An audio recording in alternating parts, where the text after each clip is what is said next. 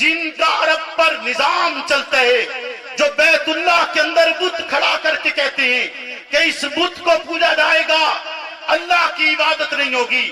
وحدہ لا شریک کی عبادت نہیں بلکہ اس بت کی عبادت کی جائے گی، وہ رؤساء موجود ہیں، رسالت پناہ اعلان کرتے ہیں، پیغمبری آواز لگاتی ہے، پیغمبری اپنا مشن بیان کرتی ہے، پیغمبری اپنے موقف کا اعلان کرتی ہے، اور اعلان کرتے ہوئے کہتے ہیں لا الہ الا اللہ محمد الرسول اللہ، اور رسالت پناہ کے اس اعلان کے بعد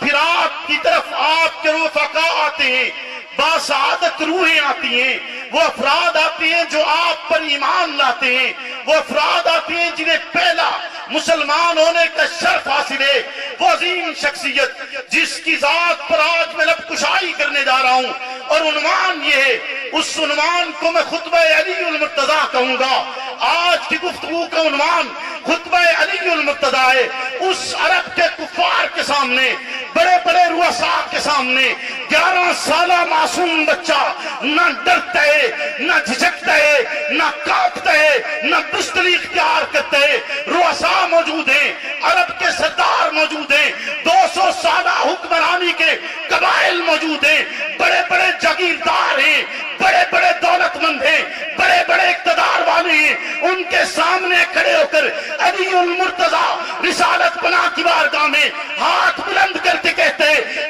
کہ اللہ کے حبیب، اگرچہ میں کم سن ہوں، اگرچہ مجھے آشوب چشم کی بیماری ہے، اگرچہ میرے بازو کمزور ہیں، اگرچہ میری ٹانگیں کمزور ہیں، لیکن رب کعبہ کی قسم ہے آپ کے ساتھ کھڑا ہوں اور قیامت تک کھڑا رہوں گا۔ وہ رسالت پناہ پر ایمان لے کر آئے اور پھر ہاتھ بلند کر کے کہا کہ اللہ کے حبیب، میں آپ پر ایمان لاتا ہوں، یہ رؤساء آپ کی مدد کریں نہ کریں، علی آپ کے ساتھ کھڑا ہوگا، علی آپ کے شانہ بشانہ کھڑا ہوگا۔ پھر وہ 11 سالہ کم سن بچہ جب بڑا ہوتا ہے،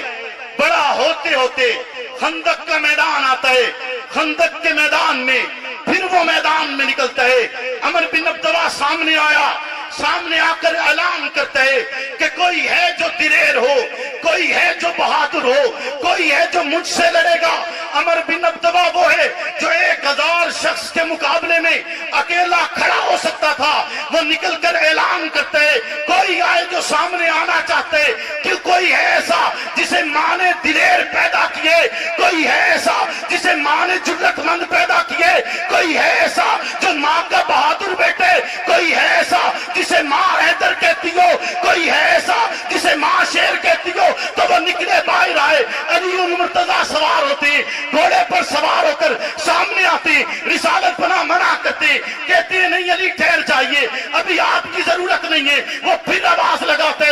حضرت علی پھر نکلنے لگتے، رسالت پناہ پھر منع کرتے، پھر بالآخر علی المرتضیٰ کو میدان میں اتارتے ہیں اور وہ تلوار کا وار کرتے، علی اس تلوار کے وار کو روکتے تو اس کے ہاتھ میں دستہ باقی بچتا ہے، تلوار باقی نہیں بچتی۔ عمر بن عبداللہ جو 1000 افراد پر بھاری تھا، اس کا سر تن سے جدا کر کر علی بتاتے جرأت اسے کہا جاتا ہے، علی بتاتے استقامت اسے کہا جاتا ہے، علی بتلاتے دلیری اسے کہا جاتا ہے، علی بتلاتے بہادری اس چیز کا۔ مرتضیٰ نے مجھے اور آپ کو بہادری اور جرأت سکھائی ہے، ہم مسلم کیسے ہو سکتے ہیں؟ بولیے نا، ایسا ہے۔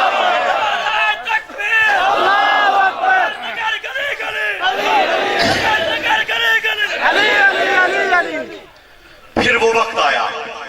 جب رسالت پناہ علی المرتضیٰ کے ہاتھ اس اعلان کے بعد کہ آپ خیبر میں موجود ہیں، خیبر فتح نہیں ہو رہا، خیبر فتح نہیں ہو رہا، آپ اعلان کرتے ہیں کہ کل جھنڈا اس کے ہاتھ میں دیا جائے گا جس سے اللہ اور اللہ کا رسول راضی ہے، اس کے ہاتھ میں جھنڈا دیا جائے گا جس سے اللہ اور اللہ کا رسول محبت کرتا ہے، اس کے ہاتھ میں جھنڈا دیا جائے گا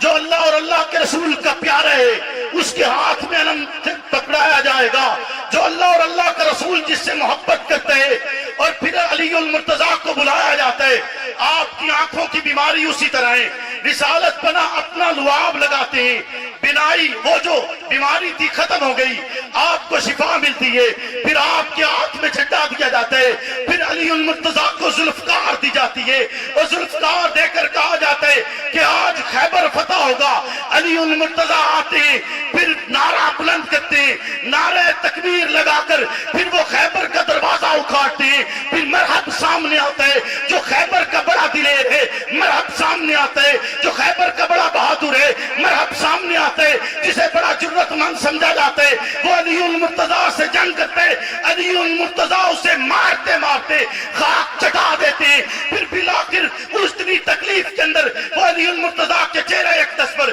اپنا لعاب پھینکتے، جواب میں علی المرتضیٰ پیچھے ہٹ جاتے ہیں، تلوار کا وار نہیں کرتے، بہادر ہے نا، رب کے لیے لڑ رہا ہے، ذات کے لیے لڑ نہیں رہا تھا، پیچھے ہٹتے۔ وہ پھر کہتے کہ آپ پیچھے کیوں ہٹے؟ کہا تجھے پھر دین کی دعوت دوں گا، نہیں مانے گا، پھر تیرا سر تن سے جدا کروں گا، کیونکہ علی اللہ کے لیے لڑتا ہے، اپنی ذات کے لیے نہیں لڑتے، رسول اللہ کے حکم سے لڑتے، اپنی ذات کے لیے نہیں لڑتے، رسول اللہ کے حکم سے۔ علی المرتضیٰ نے پھر دوبارہ اسے دعوت دی ہے، دعوت دینے کے بعد پھر اس کا سر تن سے جدا کیے، پھر اس کی سونے کی زرہ کو اسلام کے لیے وقف کیے، اور یہ بتلائے کہ علی نے یہ جنگ اللہ اور اللہ کے رسول کی رضا کے لیے لڑی تھی، نہ کہ اپنی ذات کے لیے لڑی تھی۔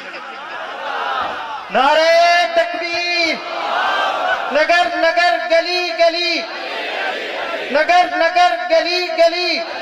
چمن چمن کلی کلی، نعرہ تکبیر۔ نعرہ لانا تو مڑ گرج کے لا، نہیں تو نہ لا۔ نگر نگر گلی گلی، نعرہ جب لگاتا تھا تو خیبر توڑ دیتا تھا۔ نعرہ لگانا تو ویسا لگاؤ جیسا علی المرتضیٰ نے لگایا، کہ جو نعرہ جب لگاتا تھا تو خیبر توڑ دیتا تھا، نعرہ تو پھر ویسا ہو جیسا علی نے اللہ اکبر کا لگایا نا، ویسا لگانا۔ دایاں ہاتھ بلند کر کے نعرہ